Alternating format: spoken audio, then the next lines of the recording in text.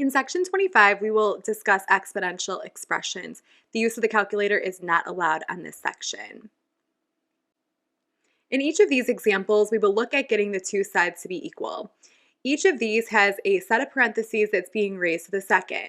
So it's the base, the inside part, that we need to make equivalent here. So instead of writing this as 3 squared, what we could do is we could write that as a 9. So we're going to fill in 9 here.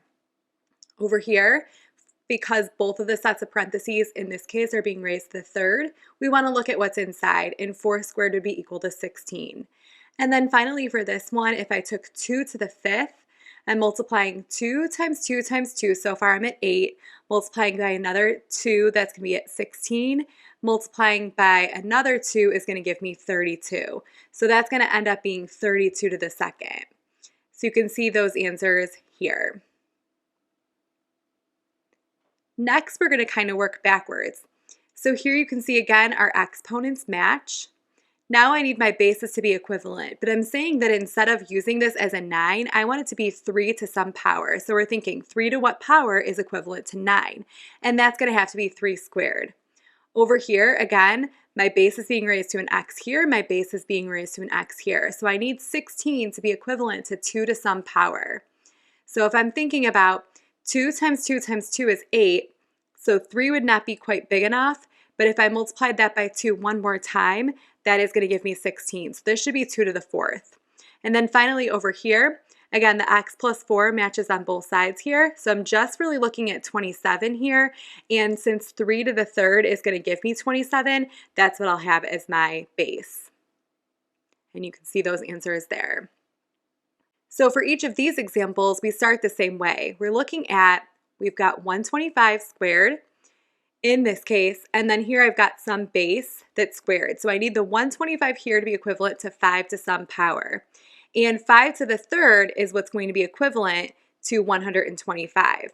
Now if I'm filling in this as 5 to the 3rd, then I want to simplify this one more time, and we should remember from lesson 24 that if I've got power to a power, I'm going to multiply. So I do 3 times 2, and that means my final answer here should be 5 to the 6th. Now I'd like you to go ahead and work through examples 2 through 6 to see if you can get the correct answers. And here are those answers. We talked about number 1 already. Again, that became 5 to the 3rd inside. Then we multiply these exponents together and we end up getting 5 to the 6th. For number 2, 121 is my base here. That's equivalent to 11 squared. And then if I've got 11 squared being raised to the 5th, I do 2 times 5. That does give me 11 to the 10th. For number 3, I had a base of 8 here. My base is changing to 2 to some power. 2 to the 3rd is equivalent to 8. So now that my powers are 3, and that's being raised to 5x power, I do multiply those together to get 15x. For number 4, my base here is 9. My base here is going to be 3 to some power, and 3 squared is what's going to give us 9. Then from there, 2 times 4x is going to give us 8x. For number 5, I need 4 to match up with 2 to a power, and that's going to have to be 2 squared. And then from there, if I've got power to a power, I do multiply. And because I've got this 2, a monomial, that's being multiplied by a binomial, I do need to distribute that to both, giving me 2x plus 14. And then on 6, again, my base here is 27. Here, you kind of had to figure out what to use as your base here, and we need to use something certainly bigger than 1, so you might start with 2, and you think 2 to what power is going to give you 27, and that's not going to work. So instead what we want to use is 3 as our base here, and 3 to the 3rd is what's going to give us 27. So now these are equivalent, and my last step here then is power to a power. I'm going to multiply, so I do again distribute that in, and that's what's going to give me 3 to the 3x minus 12. Now, for each of these expressions, we're going to write them in the form a times 2 to the b, where a is a coefficient and b is an exponent in terms of x. Well, when we're looking at this one, the first thing I'm going to look through is which ones can be written to have a base of 2. And I know that 8 is equivalent to 2 to the 3rd, so this one can have a base of 2. 4 is equivalent to 2 squared, so this one would work as well. 5, however, cannot be written as a base of 2. So this is going to be my coefficient. I'm going to start by moving that out in front. Now I'm going to rewrite each of these, the 8 as a 2 to the 3rd, and the 4 is a 2 to the second. And the full answer is here, but let's look at this step by step. So we're looking at 5 times, we said that this is going to be 2 to the third, but then I still have this x plus 2 here. So I do need to distribute that in, and that's where I get 2 to the 3x plus 6 right here. Then for 4, 4 is the same thing as 2 squared. And 2 squared raised to the second, power to a power will multiply, so I'm going to get 2 to the fourth. Then finally, since these both have the same base, I can add their exponents together. 3x has nothing to combine with, but 6 and 4 do combine to give me 10, and that's why my final answer is 5 times 2 to the 3x plus 10. For number 8, again, if I'm looking for which ones can have a base of 2, certainly 3 cannot have a base of 2, so I'm going to have that as my A value. It's like my coefficient. And then for 2, it already has the correct base, so I don't have to make any adjustments there. And then 16 is the same thing as 2 to the fourth, so that one can be written with the proper base. So as I rewrite this one, again, 3 is going to stay a 3. This one is going to stay the same because it has the correct base already, but 16 is the same thing as 2 to the fourth. Now, whether I have that in parentheses at this point or not doesn't really matter as long as we remember that that 4 has to go to both of these. So you want to put this part in parentheses, or if you just wanted to say 2 to the fourth here, and then just remember to distribute it in right away. Now that I've got this, again, the 3 can't combine with anything because it doesn't have the same base as either of these, so that stays out in front. And then the ones that do have the same base, we can add their exponents. So 3x plus 4x is giving me 7x, and then I still have that positive 4, so just 7x plus 4 for the exponent on 2. For number 9 then, again, I want to look at, am I going to have anything that can't be written with a base of 2? Well, I only have 2 bases here, and 8 can be written with a base of 2, and so can 4. So I'm really not going to have an A value here, or if I had to have one, I would have to put that as 1. But what I want to look at next is I can't start to use any rules here for the exponents until these bases match. So I'm going to rewrite 8 as 2 to the third, and then I still have this x minus 2, so I'm going to have to distribute that in, giving me 2 to the 3x minus 6. For the bottom part, 4 is the same thing as 2 squared, and when I distribute that into x minus 2, that's where I'm getting 2 to the 2x minus 4. Now the final step here is I do have the same bases now, so I can subtract their exponents. 3x minus 2x is going to give you x, and negative 6 minus and negative 4, which becomes negative 6 plus 4, is going to give us negative 2. And a lot of times people are bothered by the fact that we have a negative in the exponent. If the negative in the exponent is part of a binomial, it is okay. If this just said 2 to the negative second, I would have to move that to the denominator. But if it's, again, part of a binomial, you're just going to leave it alone.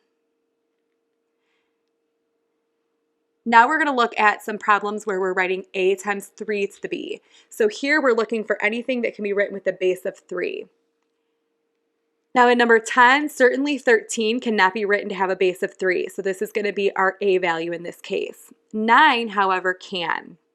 And there's a couple different things we could do here. We could start by writing the 9 as 3 squared, and then distribute that into x plus 3, and then still distribute the 2 into both of those. Or you might even consider distributing this 2 first, and then once you make this 3 squared, you would then distribute that 2 in. For my work here, I have it this way. 13 times, again, 9 became 3 squared, and then I'm going to put the x plus 3 in parentheses. And then finally, again, if I have power raised to a power, I multiply. And to multiply that, we're going to distribute this in, giving me 4x plus 12. And so my final answer here, 13 is the a value, so it's 13 times 3 to the 4x plus 12. For number 11, again, as I look through which ones can have the correct base, I see that the only one that will not is this 4 right here. So I might consider just taking that out and putting it on the side. However, you have to remember that that 4 is in the denominator. So I would really have to think about that as 1/4 out in front. So I personally would put 1/4 out in front right away, or you could just leave it in the denominator temporarily. Then from there, if I've got 2 bases that are the same, and they're being multiplied, what we do is we add their exponents. So I get 3 to the 2x plus 3.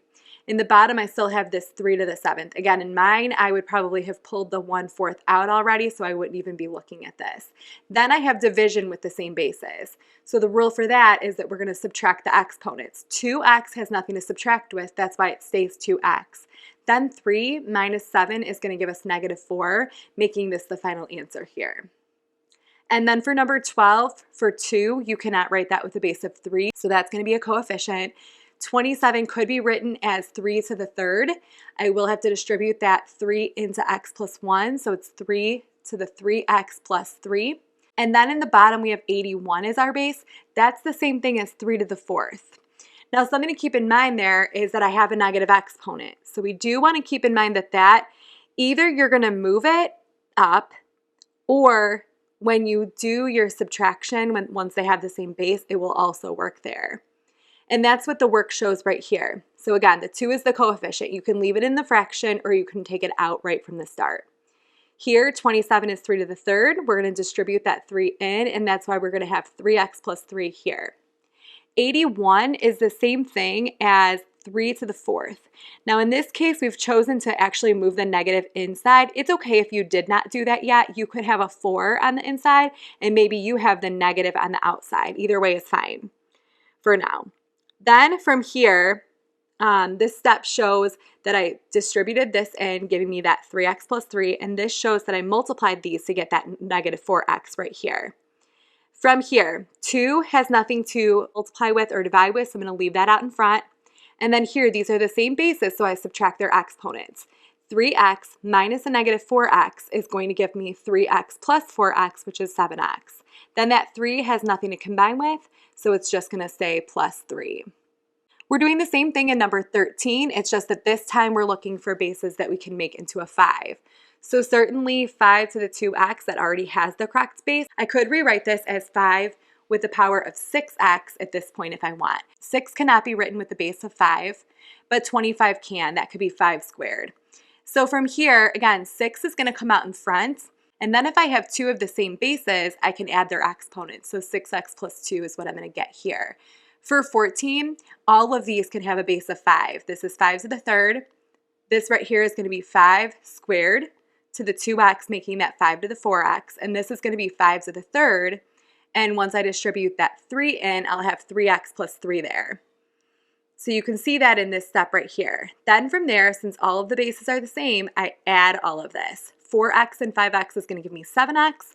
3 and 3 gives me 6, and that's why my answer is 5 to the 7x plus 6. For 15 then, 3 again cannot be written with a base of 5, so that's going to stay out in front. This right here, 25 is the same thing as 5 squared. So technically I have 5 to the 2x right now. Then I'll need to take 2x and multiply it by 3 to give me 5 to the 6x in the top. And you can see the work for that here. So right now I've got 3 times, and again, you could bring that 3 out in front of the whole fraction or leave it in the top right now. But this became 5 to the 6x. And then in the bottom, I've just got the same thing, 5 to the 2x minus 1. Now as I start to subtract, I've got 6x minus 2x, which is going to give me 4x. Then I have, and be careful on this, because I need to subtract this -1, think about it as a 0. If I had to put something there, it would be a 0 minus a -1. That's going to turn into 0 plus 1, which is why we get a positive 1 in that case. Next, we start talking about the number e. With the number e, we're looking at a mathematical constant, which is an irrational number. It's the result of the computation you see here, which we will not discuss in this course. It's similar to pi and can be approximated. We're going to approximate this as 2.718. The algebra of e works the same way as the algebra of pi, and the number e is commonly used in calculus applications. So we're going to do the same thing we did in some of the previous slides. It's just that now we're going to have a constant, and then we'll have e as the base and b as the exponent. Again, we really want to make sure that we're keeping in mind with these that e is actually a number. So here at number 16, and I'm going to follow order of operations. Inside the parentheses, I have nothing that I need to do. Next thing I need to do is multiply. I'll do 5 times 3, and that's going to give me 15. Then here, if I've got the same bases, I'm going to add the exponents together. I've got 2x plus 1. 2x plus x is going to give me 3x, and then I'll still have a plus 1 there. So that's going to be 15e to the 3x plus 1. For 17, I've got 4 divided by 8, and that's going to reduce to 1/2. And then for the values with e, I'm going to subtract. So 2x minus x is going to give me x. 1 minus a -4 is going to give me positive 5.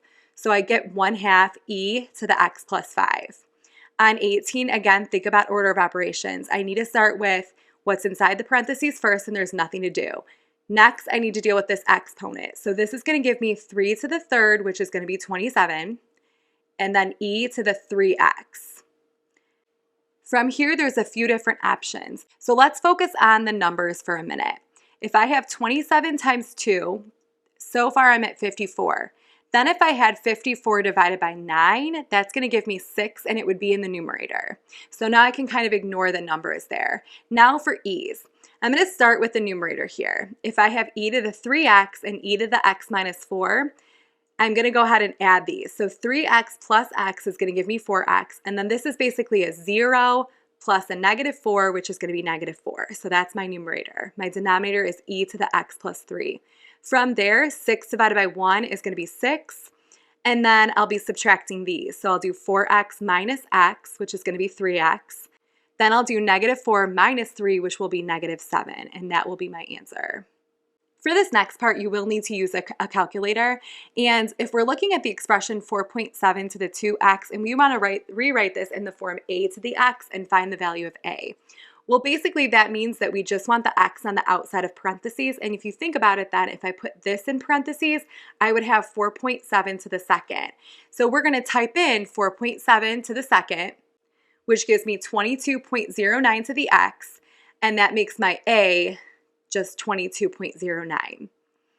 For 20, we'll do the same thing. So again, we're thinking about just taking that x and kind of pulling it aside from our expression here. So I've got 81, and then in the power, I have a denominator of 6. I have to have some sort of a numerator there, and that's going to have to be a 1. So I'm going to think of this as 81 to the 1/6 being raised to the x, because again, this is equivalent to my original expression. Now what I'll type in is 81 to the 1/6. That gives me 2.080 to the x, and then that means that a is approximately 2.080. For 21, this one can be a little bit trickier. We're going to have to split this up because only one of these parts should include an x. So I'm going to think about this as being 8.7 to the 2x times 8.7 to the third. We're able to break that apart because if they share the same base, we know that we would add the exponents. So it is okay to write them as separate parts. Now for our value for a, that's the part that does not include an x. So I'd be typing in 8.7 to the third, and that's where I'm going to get 658.503. Then when I'm looking for b, that's the one that is associated with the x. So I would be typing in 8.7 squared, and that's going to give me 75.69. So those are my values for a and b. For 22, same thing. Again, 17.15. The power has a denominator of 3. We're taking that x out. I still have to have a placeholder in that numerator, and that's going to be a 1. So what I would be typing in here is 17.15 to the 1/3. When I type that in, I get 2.579. For 23, when I break this apart, I've got 0.53 to the -2x times 0.53 to the -3rd. And again, that's equivalent to our original expression. From here, our a part is going to be the part that does not have an x in it. So that's going to be this 0.53 to the -3rd. When I type that in, I get 6.717. The part that's going to represent b is the part that has the x with it. So I'll be typing in 0.53 to the -2nd, and that's going to give me 3.560. Next, for 24, we've got 1.006 being raised to the 3rd if I'm just taking out that x. And if I type in 1.006 to the third, it should give me 1.018 as my answer. So please complete the exit slip associated with this lesson and also complete the homework assignment in section 25.